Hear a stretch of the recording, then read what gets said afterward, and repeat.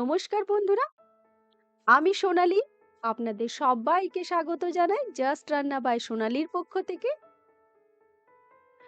দুদিন আগে আমি আপনাদের সাথে মোমোর রেসিপিটি শেয়ার করেছিলাম, কিন্তু আমি সেখানে মোমোর সাথে খাওয়ার যে ঝাল চাটনিটি হয় সেটি শেয়ার করিনি। তাই আজ চলে এসেছি মোমোর সাথে খাওয়ার ঝাল চাটনির রেসিপিটি নিয়ে। আপনারা তাড়াতাড়ি দেখে নিন এই ঝাল চাটনির রেসিপিটি।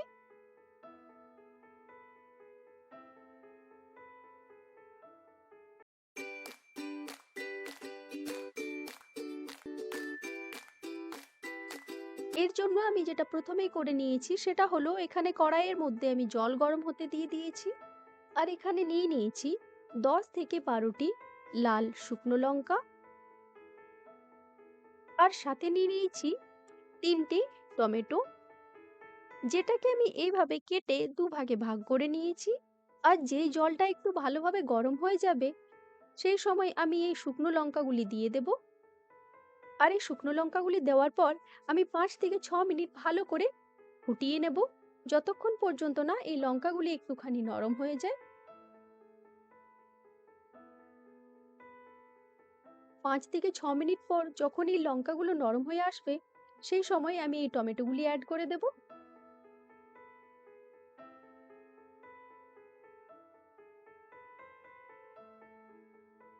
আর এই টমেটোটা অ্যাড করার পর আরো 3 থেকে 4 মিনিট আমি ভালো করে এই দুটোকেই বয়েল করে নেব।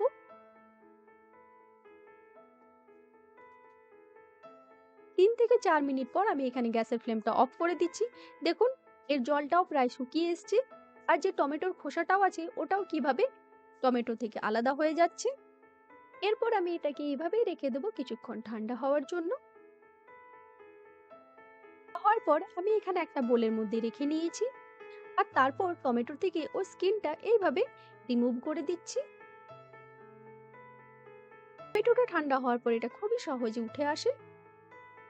এই দেখুন, এখানে সব টমেটো থেকে ওর স্কিনটা তুলে বের করে দিয়েছি। এরপর আমি টমেটো ও লঙ্কাগুলোকে ভালো করে মিক্সিতে পেস্ট করে নেব। এই দেখুন, এখানে আমি পেস্ট বানিয়ে নিয়েছি।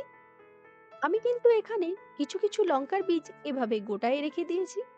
তার কারণ, মোমোজের সাথে যখন এই লঙ্কার বীজগুলি আমাদের মুখের মধ্যে পড়ে তখন কিন্তু একটা আলাদা ঝাল ঝাল ক্রাঞ্চিনেস অ্যাড হয়।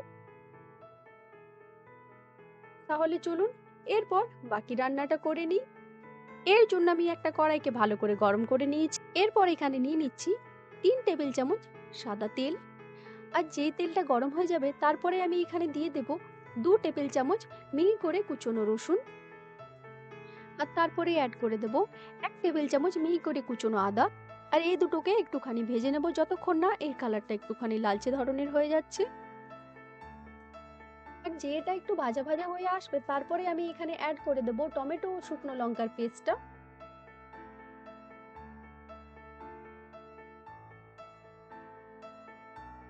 আর এই পেস্টটা দেওয়ার পর 1 থেকে 2 মিনিট এইভাবে নাড়াচাড়া করার পর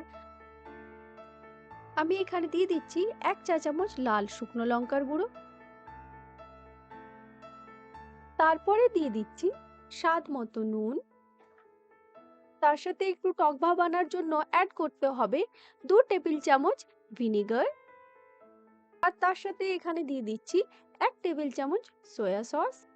আপনারা চাইলে এই ঝালটাকে ব্যালেন্স করার জন্য 1 চা চামচ চিনিও দিতে পারেন, কিন্তু আমি যে শুকনো লঙ্কাগুলি ব্যবহার করেছি সেইগুলি খুব একটা ঝাল ছিল না, তাই চিনিটা আমি এখানে দিচ্ছি না। এরপর একটুখানি নাড়াচাড়া করে নিয়ে 4 থেকে 5 মিনিট এটাকে ভালো করে ফুটিয়ে নেব। আর তাহলে রেডি হয়ে যাবে আমাদের মোমোজের সাথে খাওয়ার ঝাল চাটনি। এই দেখুন, কত সহজে তৈরি হয়ে গেল এই ঝাল চাটনি। আর এই ঝাল চাটনি শুধুমাত্র মোমোজের সাথে না, আপনি যে কোনো ধরনের পকোড়া কিংবা কাটলেট যে কোনো কিছুর সাথেই আপনি এটা খেতে পারেন। তাহলে কেমন লাগলো আপনাদের এই ঝাল চাটনি? তা অবশ্যই আমাকে কমেন্টে লিখে জানান।